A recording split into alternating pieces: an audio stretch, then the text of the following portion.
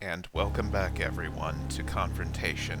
We're going to read our Bez's diary. I'm going to warn you right now that it's really long, so you may want to skip ahead a bit, and if that sort of thing bores you. Um, Originally, apparently it was so long that the guy who re-released this mission, Dark Assassin, cut it down considerably, but that I still had the old file on hand, the old version of the file on hand, so I restored it for your pleasure or otherwise. In an ancient cryptic tongue unknowable to mechanists but recognizable through your keeper training as that of the mages. Such great faith in their father figure, such love, such devotion, such fervent prayers and hymns they utter in the upper chapel or by the restored altar in the central chamber below. Would would find to be so pious, so loving, so faithful, and add to that the constant drone of the combat bots. I worship thee, O Karis, blah, blah, blah. I have to bite my tongue to keep from laughing aloud. What a bunch of mindless fools crying out to a non-existent god and his so-called prophet. They know nothing of Karis. I did. He was no saint, just a gifted and unstable ex-hammered priest when I first met him in the city. It was a few years after I had been expelled from the Hammed Brotherhood. They found out about my experiments on children, mere animals I called them, of no more value than monkeys or pigs. But they make such amusing sounds when they experience pain during their tests. I had been conducting trial runs with the experimental drugs I developed from the plants of the forest, as well as analyzing the various possible uses of human blood for magical and medicinal purposes. Unlike the rest of the squeamish lot of them, I always found using humans from the start to be the best way of ascertaining the effects of different substances, rather than wasting one's time on burricks or other beasts. One of the little monsters slipped out of his chains and managed to escape to the guards before I could catch him. Such a stupid mistake. I should have broken their legs the first time the test began. The next thing I knew, I found myself brought before the judgment seat of the Inner Circle. Although they have done many such experiments and invocations themselves, I was a little apprehensive of what their judgment would be. They tend to get amusingly scrupulous and moral when it suits them. But instead of finding myself in chains or worse, they could not come to an agreement on what to do. For the children in question had disappeared, and the guard who had seen what I was doing had an unfortunate fall from a third-story balcony. Without direct evidence to convict, they merely settled on expelling me. Curse them! I had many tests planned and even greater designs for future projects. The hypocritical charlatans they are. They study the ways of power, but they shirk from trying to wield it to its fullest extent. Someday they'll pay for interfering with my work. But before I was escorted from the Hall of Judgment to my undeserved exile, a certain senior mage passed by and gave me a glance. In a brief instant, I sensed his mind touching mine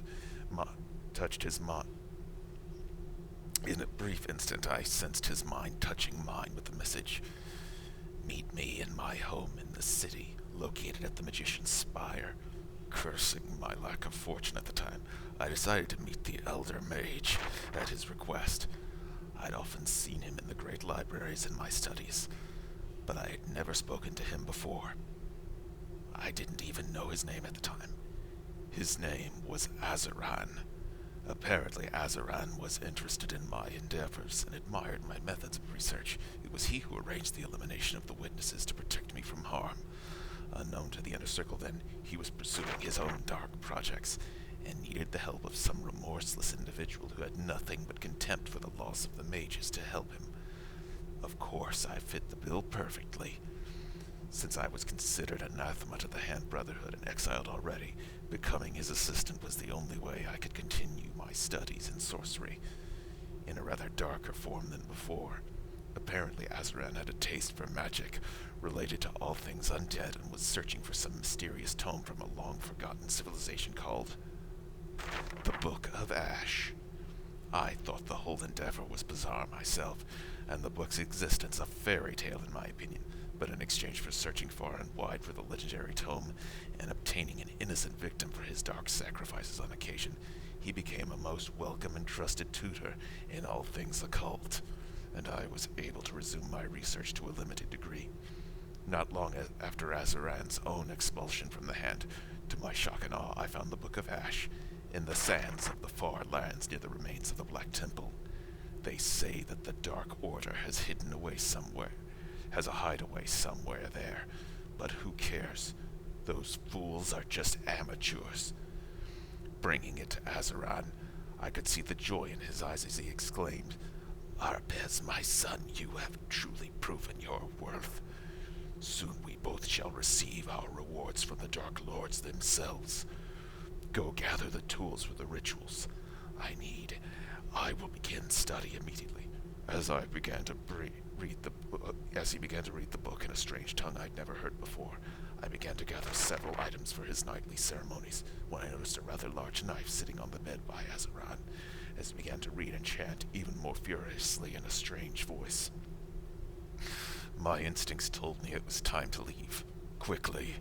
Sensing his mind was completely preoccupied with the book, I mumbled something about needing to run upstairs to get some potions and made a quiet exit as soon as I was out of sight. I never went back. No one has heard from Azaran since. Now the spire is known as that of the Necromancer and has been sealed away for years. They tell me that the Hammerite Thorin is petitioning to tear it down, with all of my worldly goods and research materials left there, or having been confiscated by the mages. I was without means to do my studies or continue my growth in power until I met Karis. I had been doing odd jobs in the years after leaving Azaran. I had used my fire-protecting abilities to a done-down extent as a circus performer, shooting sparks and other bullshit for the entertainment of the ignorant masses. To say the least, it was the single most humiliating time of my life, but it paid the rent, and if I snatched someone's child off in my off time and then ran some tests on him or her, when and if the little bugger's carcass was finally discovered by the locals, I would already be off in another town, and the killing most likely attributed to local criminals. I remember the look in the eyes of one terrified little boy as I unsheathed my scalpel, who said, "Mommy can't help you where you're going, little one." Later on, I came to the city and worked as an assistant for one of the major physicians. Actually, for all intents and purposes, I was the doctor in charge. With all my hands-on experience, I was far better at treating patients than he was. So he let me do all the work while he spent most of his time getting drunk or running around cheating on his wife. Of course, clutching at the opportunity, I continued with human experimentation by giving some of the patients injections of the drugs I developed. This had various results on the last test I did. I gave the patient a little too much of a certain potion which caused them a slow and eventually excruciating death. Guess that mixture wasn't such a good batch after all. To my amusement, the physician who ran the clinic was found responsible for the patient's death by the Baron's court and imprisoned. I believe he's still in jail, probably in Crag's Cliff now that it has been reopened, probably still cheating on his wife, with other men now. With the doctor's imprisonment, the clinic was shut down. Finding myself without a job or means to continue my experiments once again, I found myself wandering the streets one day, wondering where I would go next. I saw an opportunity present itself. I saw a crowd in the city's public forum where every sort of dissident and madman is known to hold rallies and speeches on any sort of subject, thinking perhaps some sort of political debate was being held. I love watching small, pathetic men wrangle with words over meaningless issues like two worms wrestling over a patch of dirt and scum, while those of us who wield true power over men watch in amusement, ever ready to crush them under the boot when it suits us. I moved closer to see what the commotion was about. A man stood there in a blue uniform which bore a vague resemblance to that of one of the pathetic Hammer priests. With a small group of followers standing around him, he was rambling on to a group of nobility and common scum about the new ways of the Master Builder, blah blah blah. A new religion. I thought, how quaint. Amused at it all, I turned and was fixing to walk away when I heard a strange banging and clanking of metal, mixed up with a rash of oohs and ahs from the watching slugs. To my astonishment, I saw what appeared to be a mechanical beast step out from behind the group and walk back and forth, obeying the commands of its master, and even responding with a voice of its own. It was an unarmed early version of the combat bots that exist today. To think I was once so startled by such primitive toys. Although I had seen many technological references in the libraries of the mages, I'd never before witnessed anything so advanced. Obviously, the man had wide knowledge of all things material and mechanical, and I actually had put his skill to use. Overcoming my initial shock, I was quite intrigued. I never thought such things were possible through non-magical means. After some worthless babble about the Almighty Builder, he began talking about his mechanical creations. Moving closer, I observed carefully the proceedings before me, with growing interest. Without warning, a tall, powerfully built man burst out of the crowd and stepped toward the assembled group. The man, a snarling, muscular hammerite, took a step toward the speaker, gripping a large hammer with one hand, pointing at him. And with the other, he shouted, "You heretic! You dared mislead the people in plain daylight before the builder himself." "I am no longer a member of your outdated order, Thorin," the blue and gold attired priest sneered back. "Leave us, now. I speak with the voice of the builder himself, or if you wish, lay aside the hammer, my friend, and take up the righteous mace. Join us." "Never, scoundrel!" Thorin screamed. "I'll kill you!" Now I could have cared less about any of them, but when I'm observing something of interest, I hate to be interrupted. As the hammer started it to lunge at the speaker, I stepped forward and seized him. "Leave him alone," I said, with my hand charging with fire energy. I knew my grip could have the power of a burning furnace. This enabled me to control him with ease. The hammer stopped and let out a groan of pain, shuddering. "Go back to your broken-down temple, scum," I said with a smile, smelling the scent of burning flesh as my hand burned his arm and shoulder. Instead of collapsing in agony or relenting in any way, he screamed in rage and lashed out with his free arm, backhanding me across the face with such force that my nose was broken and I was knocked to the ground. Damn, that man could take some pain. We'll have to meet again someday. We'll see what happens then, Thorin. Filled with rage, I leapt to my feet and lashed out with a quick burst of fire aimed straight for his heart. With inhuman reflexes, that hammer Thorin leaned to the side and swung his sledge in front of him, catching my outburst with its broad head.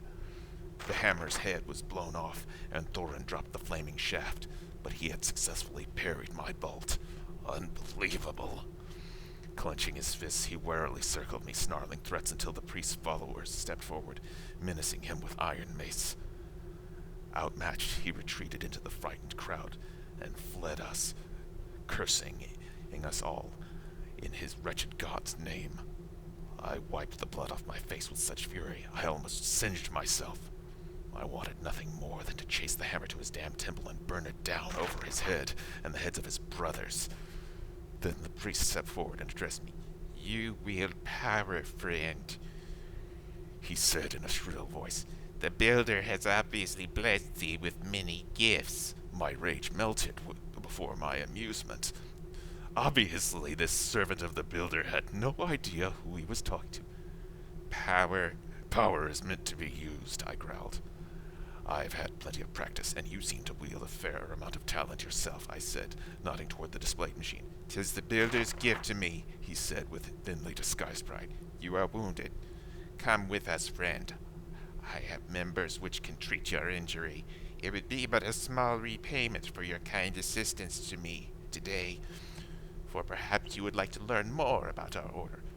He wanted me to join his newfangled religion. Ha, I thought.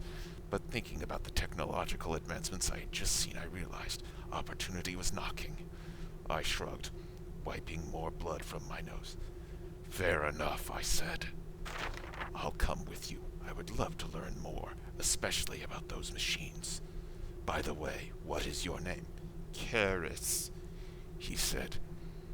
That began another chapter in my long and interesting education, and greater power and opportunity than I had ever dreamt of before. Playing doctor and the other odd jobs I'd done during the leaner years of my existence helped me to ascertain the strengths and weaknesses of others, particularly in their beliefs and mindset. These experiences helped me to become a master hypocrite and an imposter, convincing those silly little cultists I was a fellow humble seeker of truth. And as I began to manipulate my way into power and influence among the mechanists, although Karis treated me as a true believer, he at least in the early days had some sense of my great ambition and quest for power. After spending some time receiving some laughable indoctrination, Karis began to teach me about the mechanized aspects of his creations. I, in return, would use my magical abilities to help modify his manufacturing techniques and advance the intellectual capabilities of his children. He always had an odd affection for those rust buckets. Karis was thrilled by my assistance in his research and development, and thus I came to possess my own labs in an old mansion he gave me in order to do secret research for him, while pursuing my own projects on the side. The achievement which seemed to sway him into giving me more supplies and money was the creation of the servant mess. It was simple enough from my perspective. When Cavador's team brought back some precursor mass from the Cadiz site, I analyzed them carefully. To my astonishment, I found they were some kind of advanced technology, which seemed to serve as some type of analytical device. The user would put it on and look at whatever he or she wanted to evaluate for data. Of course, as I began to try to duplicate the old technology, quite an amazing race those precursors. Even we mages don't fully know their complete history.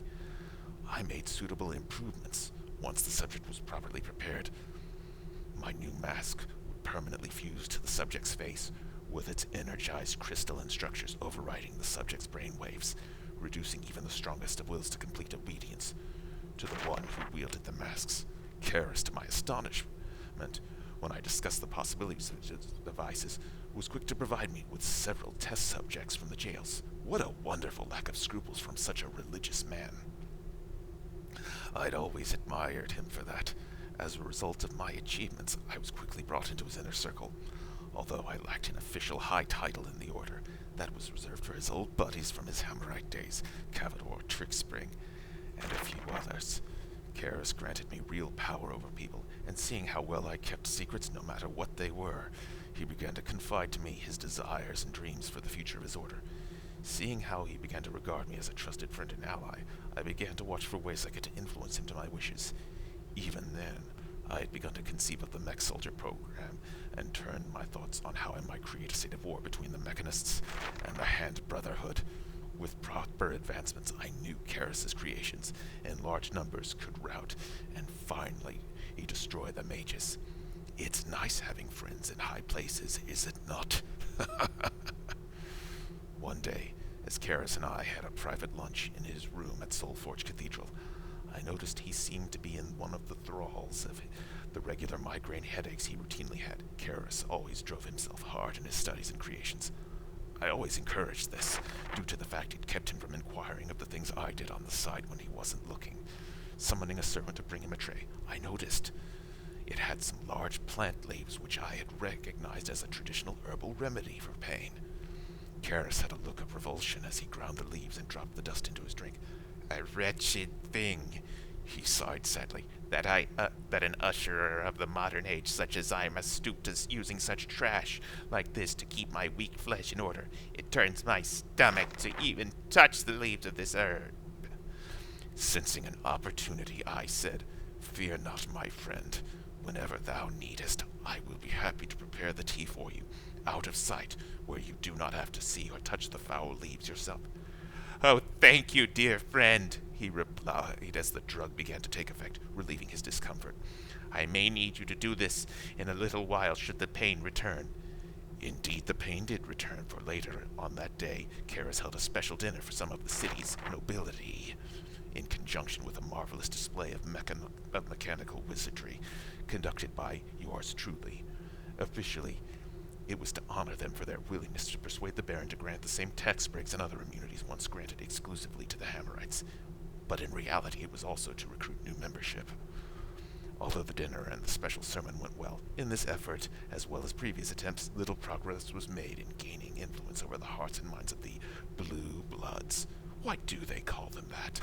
I always found their blood to be just as red and sticky upon spillage as anyone else's.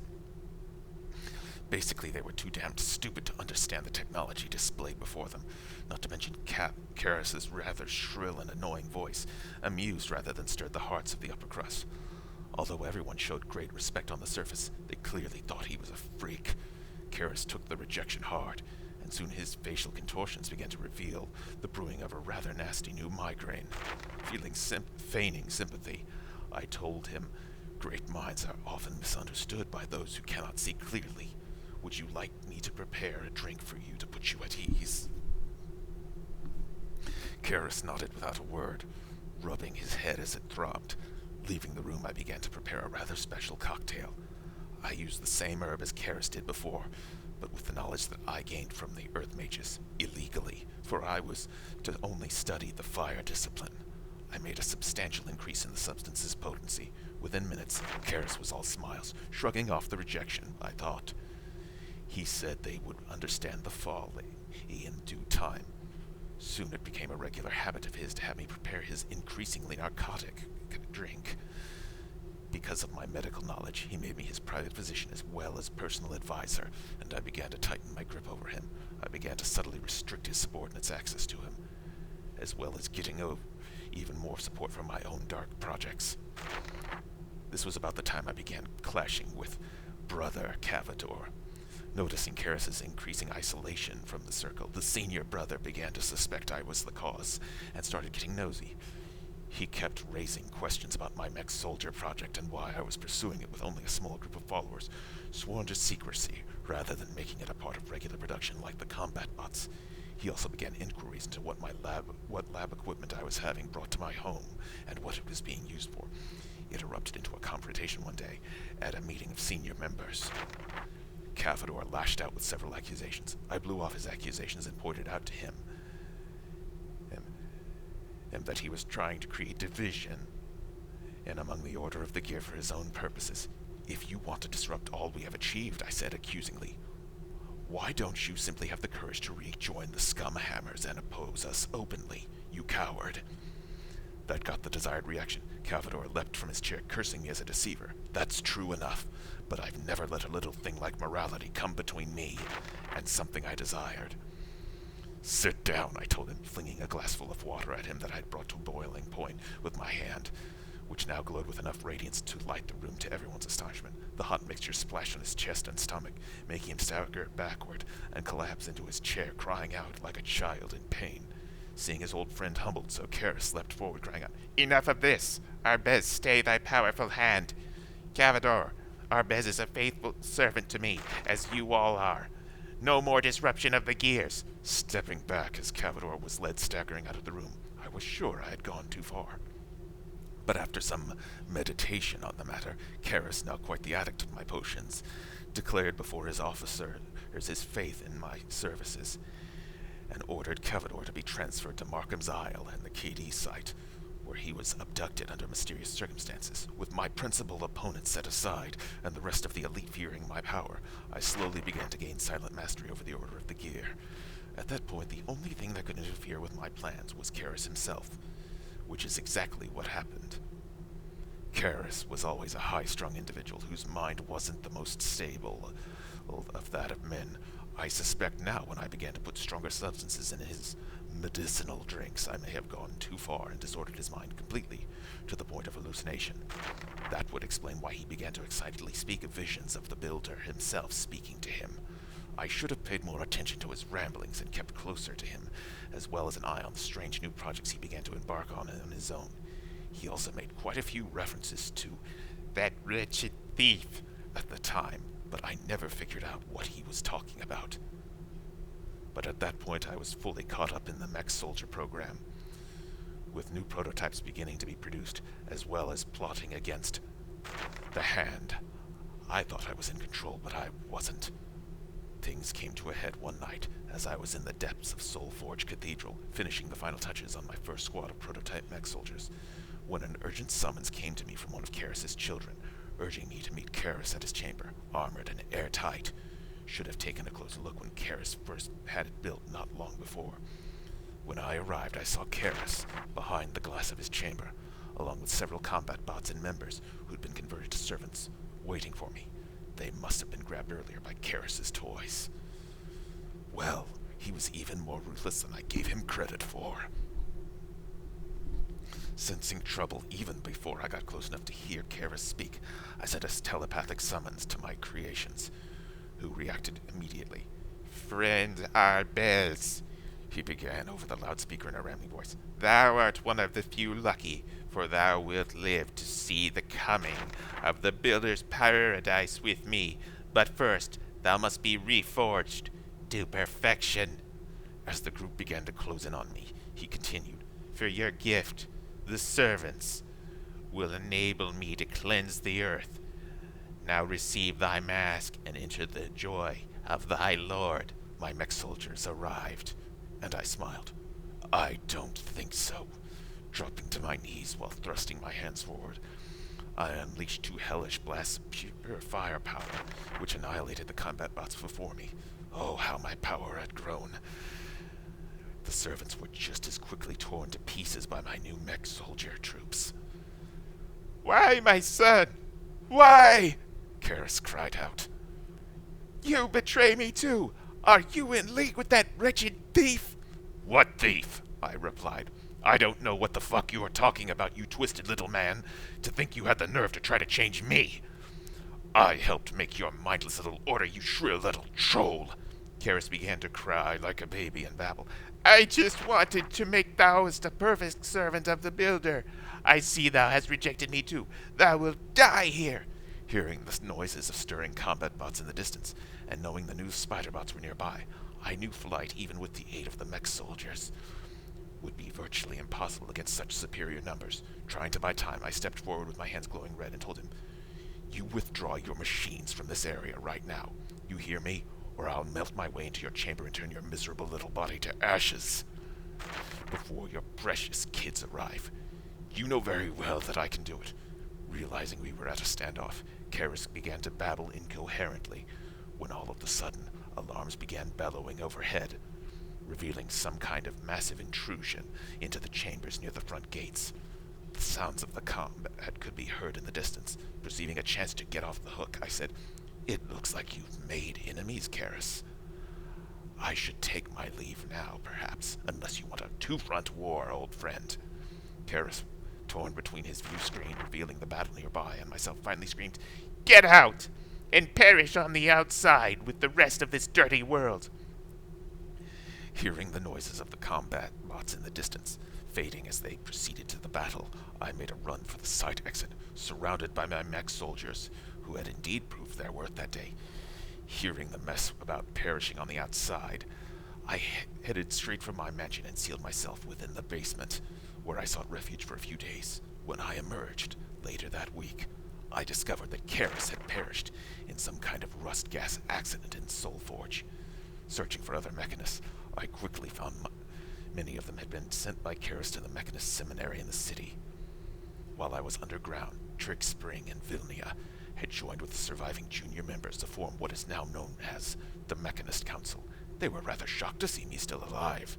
Since I had been spending so much time in Soulforge over the last few weeks, I lied and said Karis had sent me back home to retrieve some plans from my mech soldiers that I had forgotten to bring with me to Soulforge.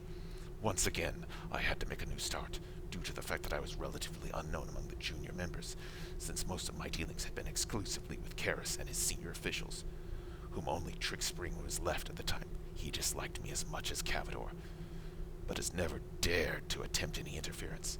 Though honored as a member of the Old Guard, I possessed little real power, with my mech soldier program put on the back burner, and finding myself shuttled around to various assignments, I have slowly made myself a powerful figure among the mechanists. I have come to realize I will never be able to start the war with the Hand Brotherhood that I sought to ignite between them and the Order, but I have found other avenues of opportunity to bring them great harm. Since dealing with the messy incident in Lithsken, I've begun in-depth experimentation with the undead.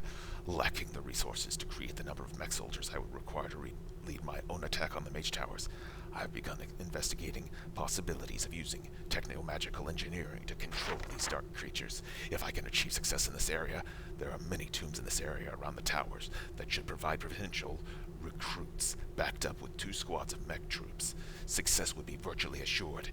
Being undead would give them an immunity to many of the mage's attacks, with the exception of the fire mage group. But I suspect sending a couple of servant bombers into the base with the fire mage tower with the new super sunburst devices strapped to their backs would fix them just fine. Once I kill them all, I think I'll build a pyramid of their 7 heads, just for fun. Various entries. So far, the initial experiments have shown little progress. The modified servant masks show little influence in zombie behavior. Friend Tilst is beginning to realize I am going beyond mere tests for improved weapons, but he seems to be going along. He seems to look up to me as some kind of father figure and hero for my work. He just doesn't know the extent of it yet, which suits my purposes well. Keep following orders, boy, if you know what's good for you. Military progress has been going well. The Watcher network in the valley is complete, and our circle of outposts grows wider and largely uncontested. Many of the battle priests have been asking too many questions about the undead that the mech soldiers have been bringing up here in covered cages. Whilst Tills was away to the fortress, I arranged for one of the servants to lead him up here for a debriefing. Well, now those servants sure were hungry. Another MIA. Just can't do it too often or there'll be more suspicion. Now we have some haunts as new guests. I'll keep them around for now, but being largely fleshless, I hold little hope of mastering them with a mask. Perhaps their ground bones will provide future ingredients for a little cocktail I've been considering. The zombies appear to be little swayed by technological methods. Perhaps it is time for darker methods to be used. To the south of here lies a large complex of tombs, where the stories say the acolyte, Xanthippus, performed the rituals that started this whole bothersome mess on the island. Rumor has it he was using an old book of dark magic as his aid. Perhaps he left it behind when he fled from the uprising he triggered. That amateur. When it comes to real magic, little boys shouldn't be attempting a man's job. I doubt it will have the power of the Book of Ash, but perhaps it will have some basic rituals that will be useful. Time to put my mech troops into action. I have it. After sending Tilst to fetch some supplies from the fortress, I left friend Trajan in charge downstairs. I left a few mech soldiers here to watch the zombies, and led the rest of the mech squad out on what was supposed to be a daylight patrol. Once I was outside, I led a direct assault on the tombs, after breaking into the lowermost areas of the chambers, fighting the darkest of its guardians all the way. I finally found it. Snatching it from its black altar, I stuffed it into my knapsack full of flash bombs and fought my way back to the surface, making it into the castle just before nightfall. The price was harsh. Half of my mech soldiers were destroyed in the fighting, and the new Omega cyborgs were virtually wiped out, with the exception of one, stationed in the attic now. Despite the losses, the undead suffered far worse, and I collapsed the entrance with a sunburst device. When making my exit, if there are any sizable groups of undead left, they won't be coming from there anymore. My wounds weigh heavily upon me. When I got back, everyone was in shock. I told them I fought my way out of the ambush. Not wanting them to discover the book I carried with me, I refused treatment and retreated back to my room. Before I began dissecting the contents of the old tome, I intend to carry through with an idea I have been meaning to do for many years. After 3 centuries of life, my powers can no longer adequately restrict the aging process, and old age is slowly beginning to reawaken within me. That is not acceptable. I have no intention of gradually weakening over time till I die. For some reason, I never have found the chant of the fire mages about returning to the eternal fire to be very reassuring. I have decided to synthesize the elixir of life. I have all of the tools and ingredients, not to mention a rather large quantity of undead blood removed from one of the more intact zombies. There are risks to its implementation, but the results would be near immortality. It's settled then. I don't intend to pass away and let all my hard work come to nothing. It is time to get started. I have just arisen from my bed.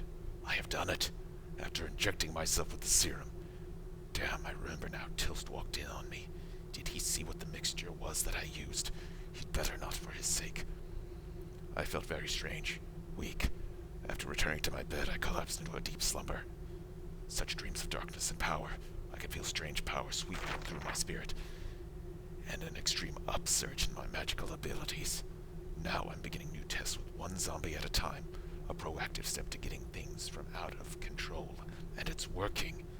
I'm still keeping my test subjects in restraints for now, but now I know I'm on the right track. More progress. I am currently using the molecular manipulation machines to begin fusing mechanical parts onto my prototype. It's not ready yet, but in time, I will have a new cybernetic being with all the dark abilities the undead have to offer.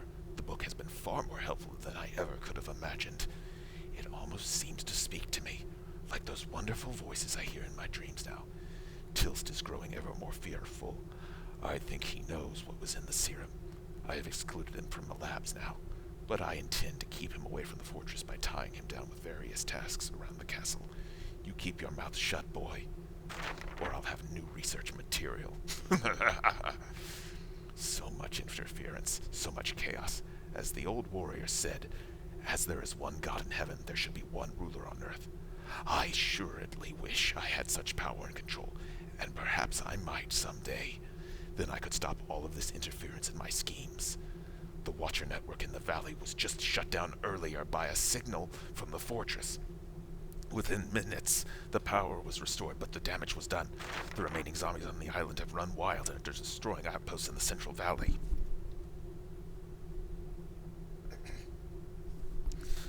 I have dispatched friend Trajan with most of the available combat reserves to restore the situation. From the signals at the fortress, it was sabotage. But by who? It's almost like the Lithskin incident all over again. When I got back into the basement, that idiot Linus... when I got back... It's almost like the Lithskin incident all over again.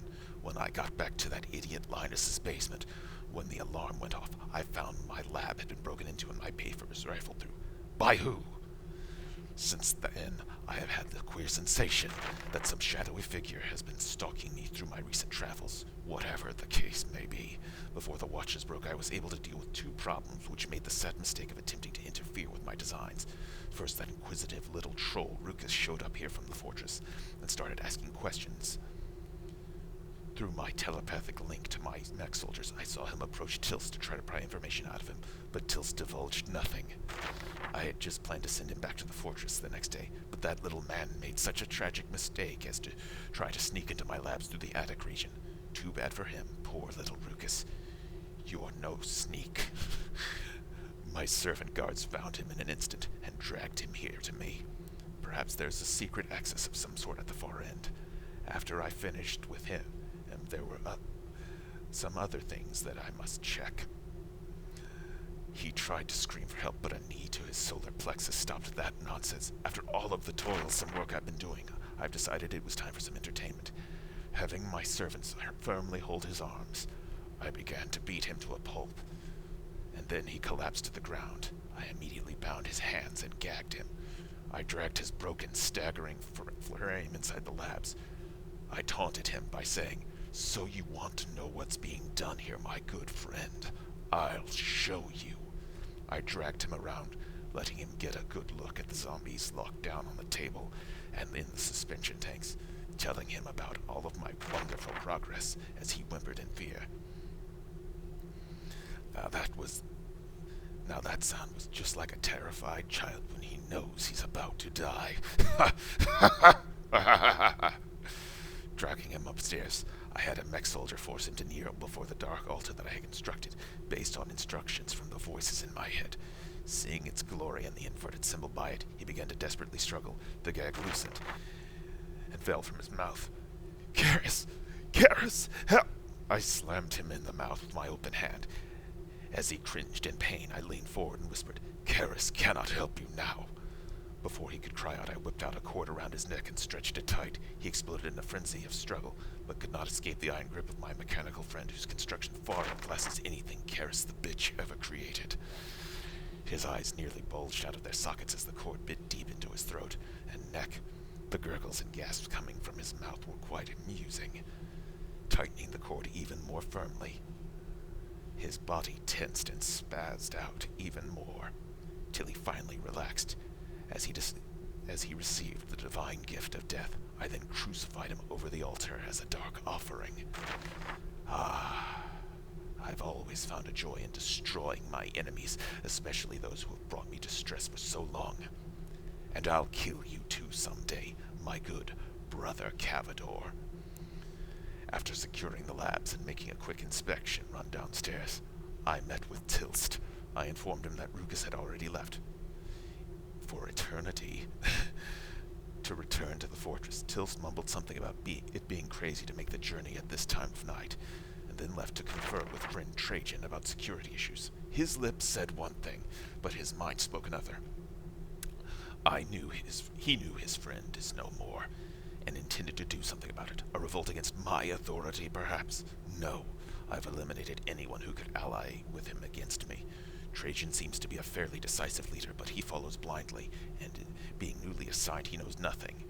And I doubted he would go along with any conspiracy. I knew Tilsk would probably try to slip off while on inspection patrol outside, while I was at work in the lab. A quick run to the fortress and the Mechanist Council would have new armies soon arriving to come for my head. A bold idea, but I fixed the problem just before it could begin. Before Tills began his rounds, I met him in the main chamber and offered him a toast to our success. He drank it down with no reservations. Silly boy, probably thought I suspected nothing, and left. Long before he even gets near the fortress, the poison I put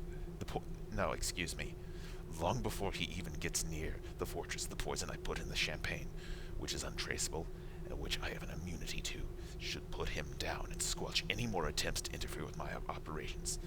Now I can get back to work. Harvest wants to rein in all of the perimeter troops, but I told him to leave them in place. Even weakened as we are, the 6th Army is quite capable of handling a few wandering bands. Once this chaos is over, I think I'll put in for transfer off the island. With my prestige from all my victories here, my power will be even more unquestioned than before. I think I'll take my prototype with me back to the mansion. With so many tombs nearby, I'll find plenty of recruits for my secret army against the mages. Once I have my revenge against them, I may go on to even more ambitious conquests. You know, Arbez, your head's gonna look really good floating in a jar of formaldehyde sitting on my mantelpiece. Amen. Let's go get friend Arbez.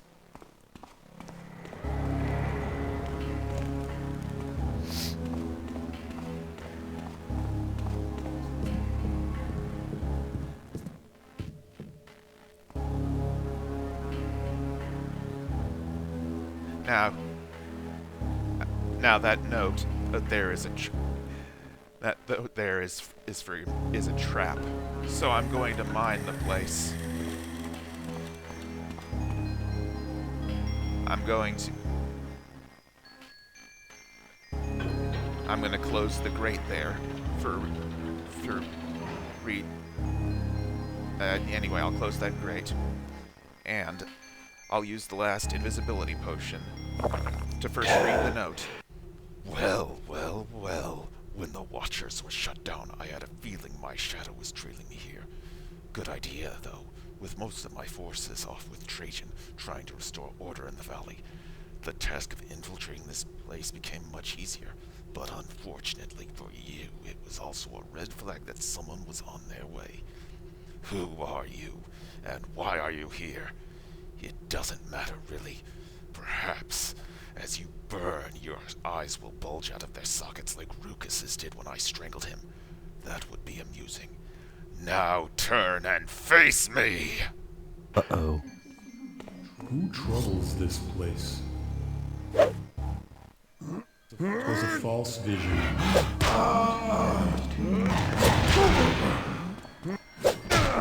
The earth will protect me. And he's dead. Zombies have infiltrated the perimeter. I repeat, zombies have infiltrated the perimeter. We need you down here immediately. Oh, shit. Looks like Merc Bell all over again. And that undead army that Harvest was worried about is on its way here.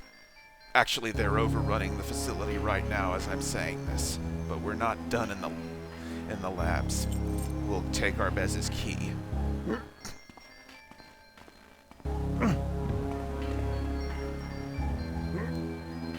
The late friend Arbez.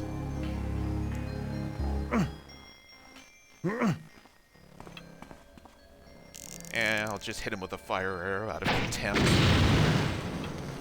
Because fuck that guy. Now let's get out of here. The reason I closed the grate is that if you wound him enough without killing him, he'll try and make a run and for safety. But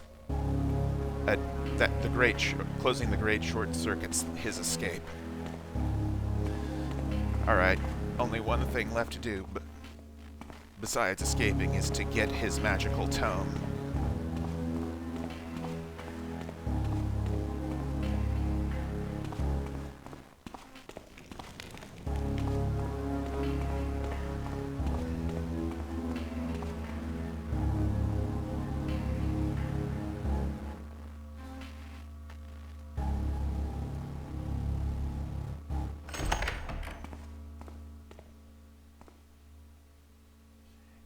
This book switch opens this.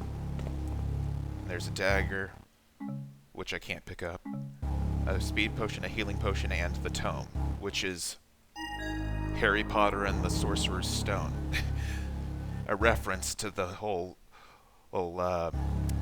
parental panic over the Sorcerer's Stone book supposedly being satanic. Oh no. Anyway, that does it for this installment. Up next, we make our escape. See you then.